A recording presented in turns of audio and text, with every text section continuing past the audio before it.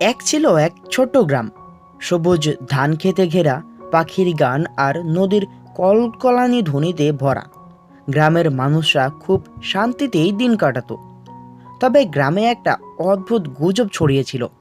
এক বুড়ো জাদুকর গ্রামে ভূত নাকি তৈরি করে বিক্রি করত। এই খবর শুনে সবাই ভয় পেতে লাগলো, আর কৌতূহল হলো। গ্রামের বাজারের কোনায় একদিন হঠাৎ একটা নতুন দোকান দেখা গেল। দোকানের নামের সাইনবোর্ডে লেখা, ভূত বিক্রি করব। সব রকমের ভূতই পাওয়া যায়। গ্রামের সবাই ভিড় জমালো। কেউ বলল, আরে, এটা কি সত্যি? আরেকজন বলল, মিথ্যা হলে দোকান কেন খুলবে? দোকানের ভেতর দেখা গেল একটা লম্বা দাড়িওয়ালা বুড়ো, নাম তার জগলু কাকা। তিনি মিষ্টি হেসে বললেন, ভাই সব, ভয় পাবেন না, আমি খারাপ ভূত বিক্রি করি না। আমার ভূতগুলো সব কাজের ভূত, যে কিনবে সেই উপকার পাবে। মানুষ তো শোনো একেবারেই হতবাক, ভূত আবার ভালোও হয় নাকি? সবার আগে এগিয়ে এলো গ্রাম্য কৃষক গোপাল। তার জমি চাষ করার জন্য শ্রমিক কম পড়ে যায়। সে বলল, কাকা কাকা, যদি এমন ভূত থাকে যে জমিতে লাঙল টানতে পারবে, তবে আমি কিনবো।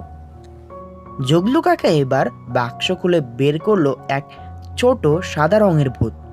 ভূতটা এতটাই ছোট যে দেখতে ছিল ঠিক পুতুলের মতো। ভূতটা হাসি দিয়ে বলল, আমি লাঙল ভূত, জমি চাষে 1 নম্বর। গোপাল সঙ্গে সঙ্গে কিনে নিল। সত্যি সেই ভূত কাজ শুরু করলো। মুহূর্তেই গোপালের জমি চাষ হয়ে গেল। গোপাল খুশিতে তো নাচতে লাগলো। এই খবর শুনে গ্রামের মেয়ে রূপা দোকানে এলো। সে খুব দুঃখী মেয়ে, সব সময় মন খারাপ থাকে। রূপা বলল, আমার দরকার এমন একটা ভূত যে আমাকে হাসাতে পারে। জগলু কাকা আবার বাক্স থেকে বের করলেন এক নীলচে রঙের ভূত। ভূতটার সাথে সাথেই মজার মজার ভঙ্গিতে কথা বলতে লাগলো। টমেটো লাল হলো কেন জানো? কারণ সে লজ্জায় পড়ে গেল, তার জন্য সে লাল হয়ে গেল। রূপা হেসে হেসে উঠল।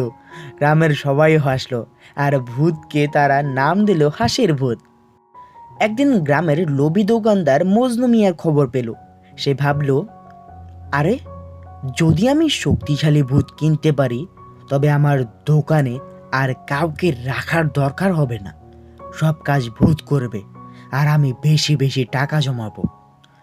সে জগলু কাকার কাছে গিয়ে বলল, আমাকে সবচেয়ে শক্তিশালী ভূত দাও। জগলু কাকা একটু থেমে বললেন, শক্তিশালী ভূত পাওয়া যাবে, তবে মনে রেখো, ভালো কাজে ব্যবহার করবে, নইলে সেই কিন্তু তোমার বিপদ ডেকে আনবে।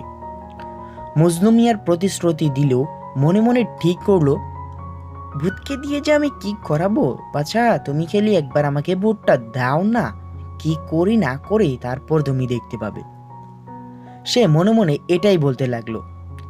সে পেল বলশালী ভূত। ভূতটা বিশাল শরীরের, গাছ উপড়ে ফেললো মুহূর্তেই। প্রথমে ভূত দোকান সাজালো, মালপত্র তুললো, সব ঠিকঠাক হলো। কিন্তু ধীরে ধীরে মজনু মিয়া ভূতকে খারাপ কাজে লাগাতে শুরু করলো। ওই কৃষকের শাকসবজি এনে দে, ওই মেয়ের ফুলের বাগান নষ্ট করো, ওই ছেলেটার আম বাগান থেকে সব আম পেড়ে দাও। ভূতকে দিয়ে এভাবে খারাপ কাজ করাতে থাকে সে। বলশালী ভূত বাধ্য হয়ে সব করতে লাগলো। ফলে গ্রামে অশান্তি ছড়িয়ে পড়লো। মানুষ বুঝলো, ভালো ভূত ভালো কাজ করে, খারাপ কাজে ব্যবহার করলে বিপদ ডেকে আনে। একদিন গ্রামের সবাই জড়ো হলো। তারা জগলু কাকার কাছে গিয়ে বলল, কাকা, মজনু মিয়া ভূতকে খারাপ কাজে লাগাচ্ছে, এখন কি হবে? জগলু কাকা মৃদু হেসে বললেন, ভূত কারো শত্রু নয়, সে তো ভূত কাজ করে, আসল শত্রু হলো তো মানুষের লোভ। এরপর তিনি এক বিশেষ শান্তির ভূত বের করলেন। সেই ভূত গিয়ে বলল, তুমি ভুল করছো না, ভুল করছে তোমার মালিক। তুমি যদি মানুষকে কষ্ট দাও, তবে তোমার আসল শক্তি নষ্ট হয়ে যাবে। কিন্তু বলশীল ভূত থেমে গেল। সে বুঝলো মজনু মিয়া তাকে খারাপ কাজে লাগাচ্ছে। অবশেষে গ্রামবাসী সবাই মিলে মজনু মিয়ার সাথে কথা বলল। তুমি চাইলে ভূত তোমার কাজে সাহায্য করবে, কিন্তু লোভে পড়লে সব কিন্তু নষ্ট হয়ে যাবে। মজনু মিয়া লজ্জায় মাথা নিচু করলো। সে বলল, আমি ভুল করেছি, আমি প্রতিশ্রুতি দিচ্ছি আর কখনো খারাপ কাজে ব্যবহার করব না ভূত। বলশীল ভূত খুশি হলো।